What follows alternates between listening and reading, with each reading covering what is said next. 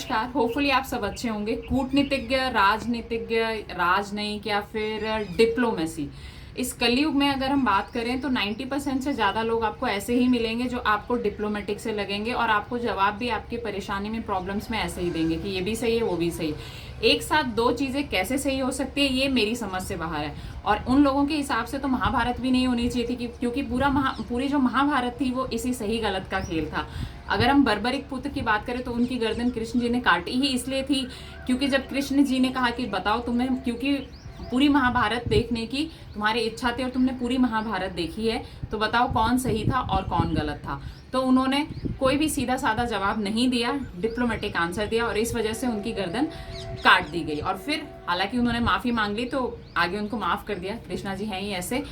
तब कृष्ण जी ने कहा था कि कलयुग में सबसे बड़ा पाप ही यही होगा कि आप किसी एक तरफ ना बोले। ऐसा कैसे पॉसिबल है भी कोई? इस हिसाब से तो डिप्लोमेटिक लोगों के हिसाब से तो मर्डर भी गलत है, किसी का रेप भी गलत है, सॉरी उसका भी कोई गलत सही पैमाना नहीं है, या फिर किसी लड़की को छेड़ना, किसी औरत के साथ, किसी आदमी के साथ गलत सही, मतलब इस हिसाब से तो फिर आप दुनिया में एक तरह से इंसान ही नहीं है और एग्जिस्ट ही नहीं करते, आपका माइंड एग्जिस्ट नहीं करता है और रिश्तों पर आप पूरी तरह कभी खरे उतर ही नहीं सकते और आपके लिए जो रिश्ते हैं वो पूरी तरह से बेमानी हो जाएंगे। फिर डिप्लोमेटिक लोग ये कैसे एक्सपेक्ट कर सकते हैं कि उनको सच्चा रिश्ता मिले या सच्चा प्यार मिले जब आपका खुद का मन ही सच्चा नहीं है, जब आप पूरी तरह से सही नहीं है, आप हर चीज़ को डिप्लोमेटिक मैनर में कन्वर्ट करके अलग तरह से रिप्रेजेंट करने की, या ये कहूँ कि फेक तरह से उसको सजा धजा के ऐसा रिप्रेजेंट करते हैं कि मैं ही सही लगूं और मैं सबको अच्छा लगूं।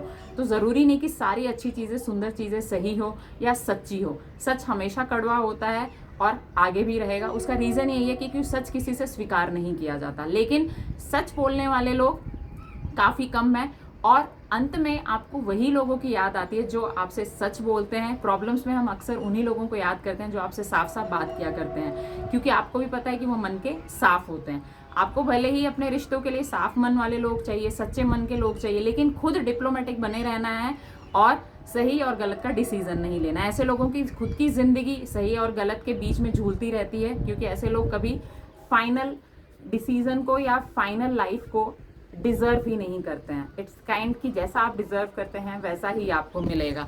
तो please don't be diplomatic in every manner.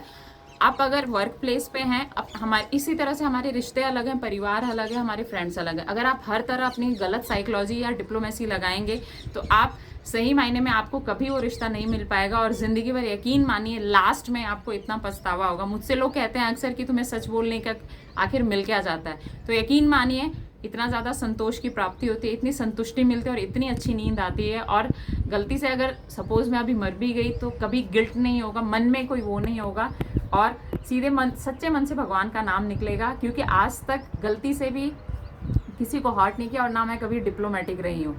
Anyways, अपना ध्यान रखिए, खुश रहिए और प्लीज़ रिश्तों में डिप्लोमेसी को लेके मत आइए। धन्यवाद।